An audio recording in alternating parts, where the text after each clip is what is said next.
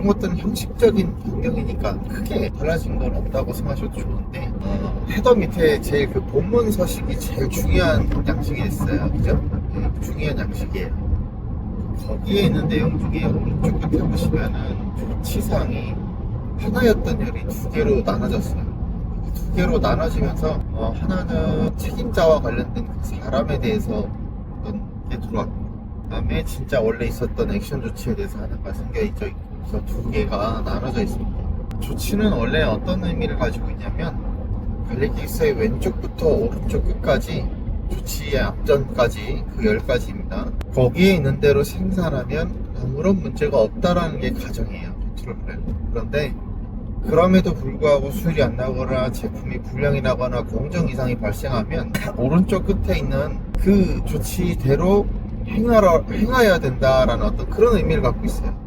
그러니까 이대로 했는데도 양품이 안 나오면 이대로 한 것이 잘못됐다는 뜻이에요. 그러니까 그런 의미를 가지고 만들어진 열이라고 보시면 되겠어요. 그래서 조치에 대한 액션이 나오는 거고요. 거기에 원래 정확한 이론적 정의로는 거기에 보존팀 부른다, QC팀 부른다, 뭐 조장님 통보한다 이런 거 쓰는 자리가 아니라 그 공정의 제품과 그 공정관리 항목에서 문제됐던 것을 정말 바로잡거나 변경하는 작업을 기재하셔야 돼요. 그러니까 가령 예를 들면 절삭 가공에서 가공하는데 버가 너무 밀려요 라고 하는 어떤 분량이 나온다면 공구의 속도를 어떻게 바꿀 건지, 공구의 피드를 어떻게 바꿀 건지 그런 것들을 바꾼다는 어떤 그런 자세한 액션을 쓰게 돼 있습니다. 원래는. 네, 그걸 다 쓰려니까 이제 어느 정도 공정에 대한 보안 문제도 있고, 그렇게 상세하게 기재하기에는 양이 너무 방대하기도 하고 그러다 보니까 별도의 어떤 연결된 문서를 지칭하거나 특정한 사람을 불러서 해결한다 라는 의미로 좀 기재하시는데, 그건 사실은 올바른 기재법은 아닙니다. 네, 그 다음에 이렇게 해서 세 가지가 크게 변경된 사항이고요. 크게 그 헤더 밑에 보시면은 이 서식의 세 가지, 이 관리계획서의 헤더보다 중요한 거는 본문 내용이잖아요.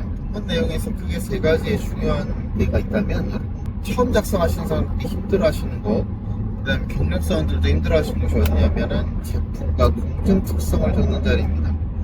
여기에 간혹 V 체크를 하거나 동그라미 체크하는 업종들 많아요. 특히 반도체 업종 가면은 그렇게 하는 경우도 많고, 이걸 하나로 한 열을 합치는 경우들도 있어요. 이게 절대 그러시면 안 됩니다.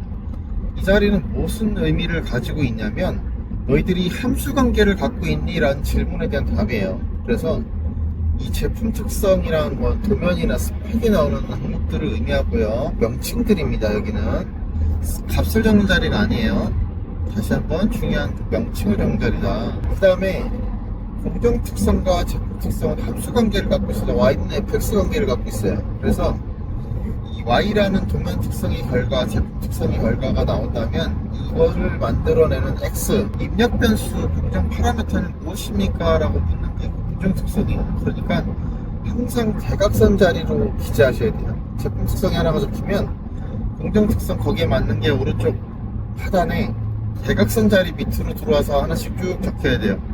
그러니까 이거를 양쪽에 동시에 양립형으로 기재한다는 것 자체가 사실은 말이 되지 않는 거예요.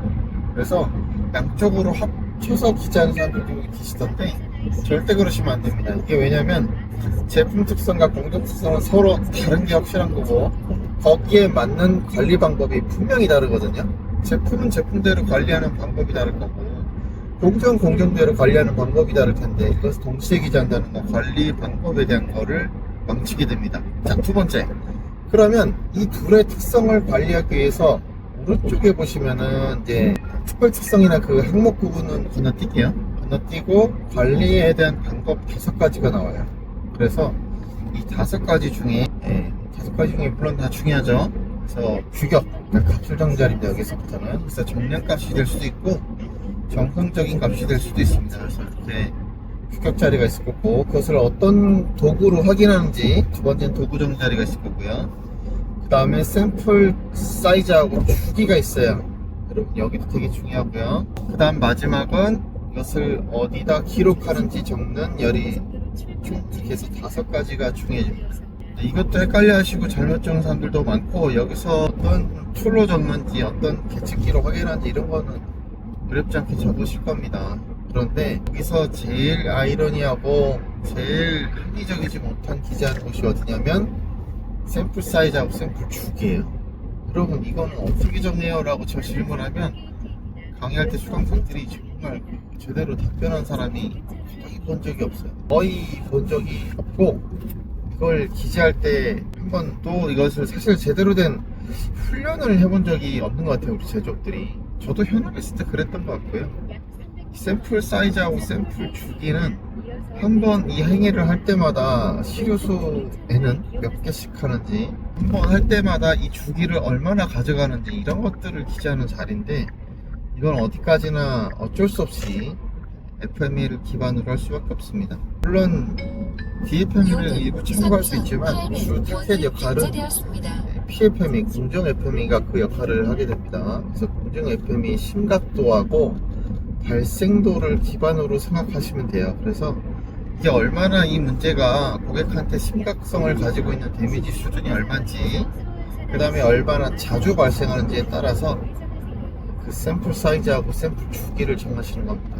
여러분 샘플을 하루에 한 개만 할지 한 번 할 때 5개씩 할지 10개씩 할지를 정하는 거와, 그리고 진짜 한 번 할 때 우리가 근무하는 거 보통 완시프트라 그러잖아요. 이 완시프트에서 몇 번을 확인할지 주기를 정하는 거예요. 완시프트 3번 할지 한 번 할지 5번 할지 2시간에 한 번 해서 5번 할 건지, 그런 것들을 정하는 자리인데 이거를 그냥 어느 정도 감으로 정한다? 그건 말이 안 되는 거예요.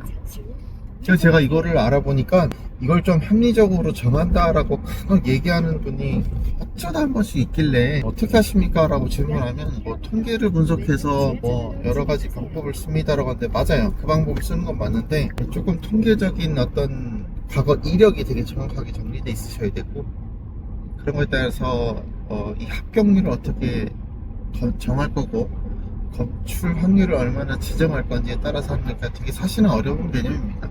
너무 어렵게 하면은 오히려 더 일이 복잡해지니까 여러분 FME나 CP 절차서나 지침서에 이게 자세한 어떤 테이블표로 나와 있으셔야 돼요. 그래서 제가 이거를 우리나라 여러분 다 알만한 대기업들도 이렇게 계신 분들한테 물어보고 그랬지만 그분들도 그런 일은 없다 그래요. 그러니까 우리나라 이거를 완벽하게 해서 해본 경험이 있는 사람들이 잘 없는 거죠. 모르겠습니다. 외국 기업들은 어느 정도 이렇게 정할 수도 있겠는데 테이블이 정해져 있어야 이걸 정해서 운영할 수 있습니다. 자, 그 다음에 세 번째 마지막은 관리에서 본문 내용 중에 헤더 말고요. 본문 내용 중에 제일 중요한 것 중에 하나가 마지막 액션 조치입니다.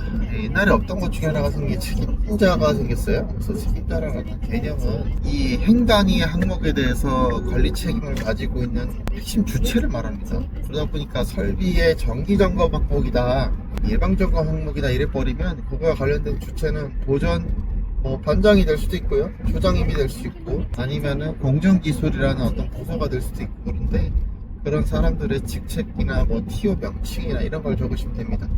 단 실명을 적지 않습니다. 사람이 바뀔 수도 있고 순간적으로 업무 분장이 조율될 수 있기 때문에 실명은 적지 않는 것으로 보면 되겠습니다. 아시겠죠?